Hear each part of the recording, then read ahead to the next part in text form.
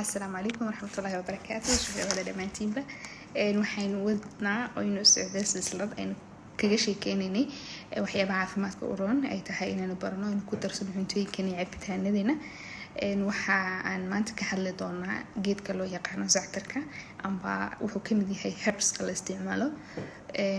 zactarku waxa uu ka mid yahay geedaha gaagaaban ee loo yaqaano acshaabta citriga ama geedaha udugga leh ee la isticmaalo.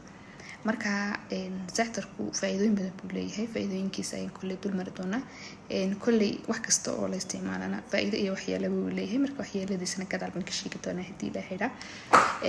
ugu horeyn zactarka birigi hore waxay isticmaali jiray romanka waxay u isticmaali jireen bukhur ahaan ama inay ku udgoonystaan guryahooda ayay u isticmaali jireen. laakiin waayadan dambe laba siyaabood baa loo isticmaalaa. waxaa loo isticmaali karaa cuntooyinka, sidoo kale waxaa loo isticmaali karaa in la isku daaweeyo oo isagoo cabitaan in la isticmaalo. waayo haddaba maxaa laga faa'iidaa ayay su-aasha meesha taala ay tahay. faa'iidada uu leeyahay waxa weeyaan kow wuxuu ka kooban yahay vitamin B, vitamin A iyo vitamin D. vitamin A waxa uu ka qayb qaataa aragga, qurxinta maqaarka, timaha. sidoo kale vitamin B baa laga helaa. vitamin B guna waxa uu u fiican yahay nervous systemka iyo neerfuhu sida u shaqeeyaan. sidoo kale wuxuu u fiican yahay caloosha oo wixii dibira iyo wixii naqas ah ay caloosha ka saaraan.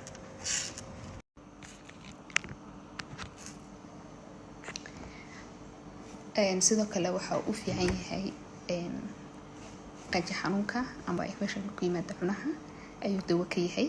sidoo kale waxa uu daawo ka yahay calool xanuunka, shubanka, casraada, waxyaabahaas oo dhan. waxaa iyaduna aan meesha ka maqnayn inuu yahay kaadi badiya oo u keliyaha shaqadooda uu aad u fiican yahay. waxaa jira qisooyin dad siday u isticmaalayeen oo keliyahoodii fadhiistaan oo keliyahoodii ku shaqeeyeen siday u isticmaalayeen, yacni faa'iidada uu leeyahay. sidoo kale waxa uu yahay appetizer oo appetite-ku dadka u fura. يعني dadku appetite-ku ka xun yahay haddii isticmaalaan appetite-ka ayuu u furayaa. sidoo kale wax weeyaan dejiye oo qofkii oo kacsan haddii uu isticmaalo murkiisa oo dhan dejiya. sidoo kale waxaad u isticmaali kartaa luqluqa afka oo wuxuu afka ka dilayaa bakteeriyada, wuxuu ka dilayaa urta ama hahda uu afku yeelan karo. waxyaabahaas oo dhan daawo ayuu ka yahay. haddaba sida loo isticmaali karaa laba siyaabood oo isticmaali kartaa in aad xawaashadaada iyo cuntadaada ku darsatid iyo in aad waxyaabaha gaar ee loo yaqaano macjinaadka ama pastries-ka aad ku darsatid sida pizzada, sida khubista, roodhiyaha, waxyaabaha noocaas inaad ku darsatid. sidoo kale waxaa loo isticmaali karaa cabitaan ahaan oo shaah baad ka dhigan kartaa oo halka shaahaad gelin kartaa. waxa uu daawo ka yahay marka quruxda loo yimaado maqaarka uu fiican yahay oo wuxuu ku siinayaa hydration. sidoo kale waxa uu u fiican yahay finanka kasoo baxa wajiga, isagana daawo ayuu ka yahay. sidaan hore u sheegnayna waxa uu ka qayb qaataa shaqada keliyaha oo kaada ayuu badiyaa. dumarkana waa u fiican yahay oo waxa uu u saxaa period-kooda.